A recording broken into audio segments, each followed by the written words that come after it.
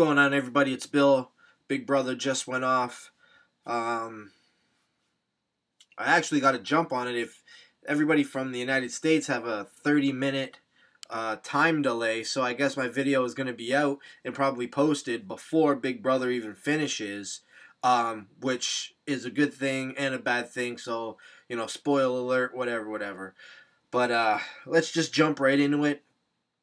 The assumption that Dan wasted his HOH by evicting Joe. The thing with that is, double eviction weeks come up, and it's one of those things where you kind of have to make a decision. When you're in an alliance that big as a Quack Pack, as the Quack Pack is, you're going to have to, pull everybody to the side, give them a heads up on what's going on here, and you really don't have much time to do it. He did take a shot at Ian, but it didn't go down, and he had to go with his, third choice, I guess, which was Joe, because he really wanted to get Shane out, but Danielle was not having it. She would be shut down because the way that she is so emotional with stuff that has no emotion to it. Like, you're going up as a pawn to make sure that Joe goes home, and she's sitting there crying, begging for votes to make sure that, she's staying in the house when, relax, of course you're staying in the house. Ooh, why would they vote you out over Joe? Dan knows you're a puppet, Shane knows you're a puppet, and for you to be out of the house is not a good look for either of them. So definitely they weren't sending her home out of the thing, so I look at it, and then I look at it after all that happens. Who's pissed off about it the most? Jen. Why is she even pissed off? Really, why is she pissed off? She has no affiliation with any of them. She has to know the Final Four deal that they made. As soon as Frank was out the door, that deal was gone. And she's just being, she's just sticking around for them to, I don't know, maybe somebody wants to sit next to her on the block and say she won one HOH, she hasn't done shit, she's just voted everywhere how other people wanted to vote. But you never know how it's going to go down. Jen, pretty much, she is a floater that doesn't know she's a floater. Because if she was a floater, she would use that floater power as in, listen, I have a vote. I'm just a dead vote. It doesn't matter what side of the house you want to go to. I'm the vote that you need. I am your swing vote. But instead, she thinks she's a big competitor. She thinks that she has say in stuff. And she thinks that she can get mad and everybody will listen and say, oh, sorry, and whatever. No. That doesn't happen. Because look at the nominations when, Ian's like, well, bud, you're going on the block to Dan. And Dan's like, no, son. Listen, I put you up, but this is a whole different situation, And he's sitting there, well, who's going to be mad? Well, Jen's going to be mad. Dan goes, who cares? Why do you care if Jen's mad? She's leaving out the door. Or you're going to keep her around. Or you're going to keep her around to sit on the block next to you. I don't know. She just sits there. She just, gets mad about stuff and acts like she's a player. She's not a player. She's not. She won a veto. You're not a player. Okay? So, relax.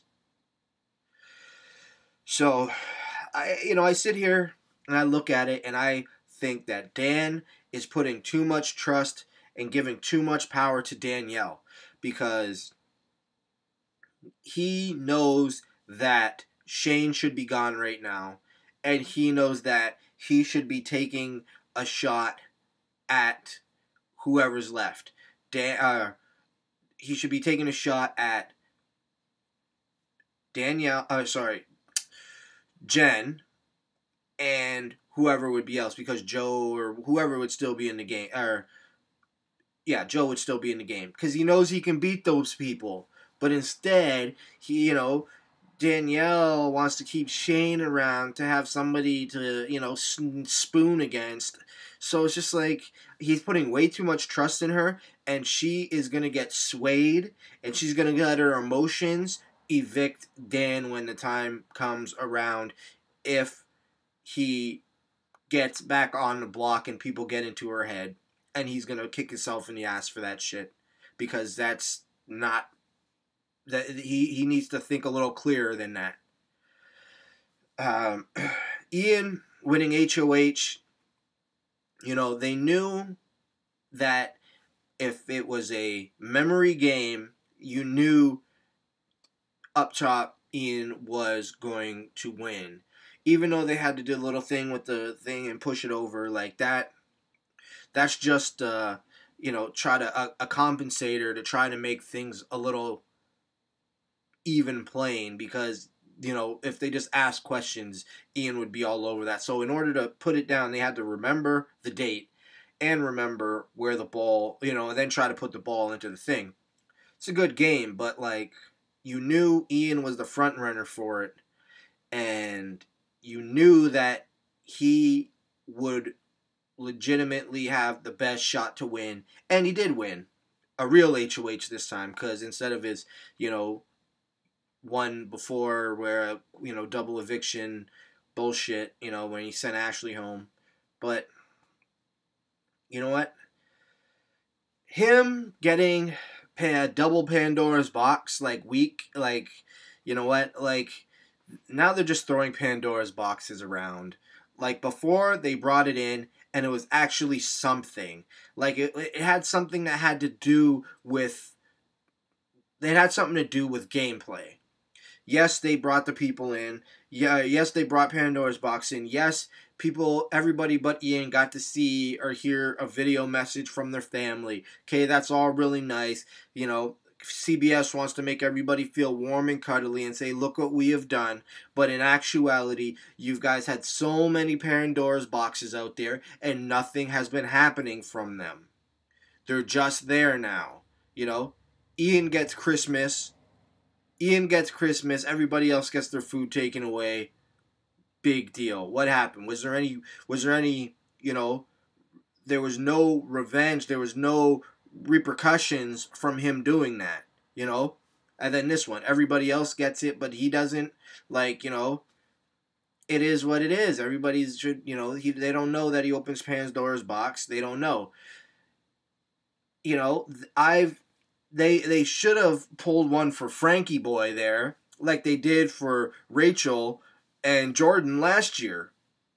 But they didn't want to do that because it's so obvious.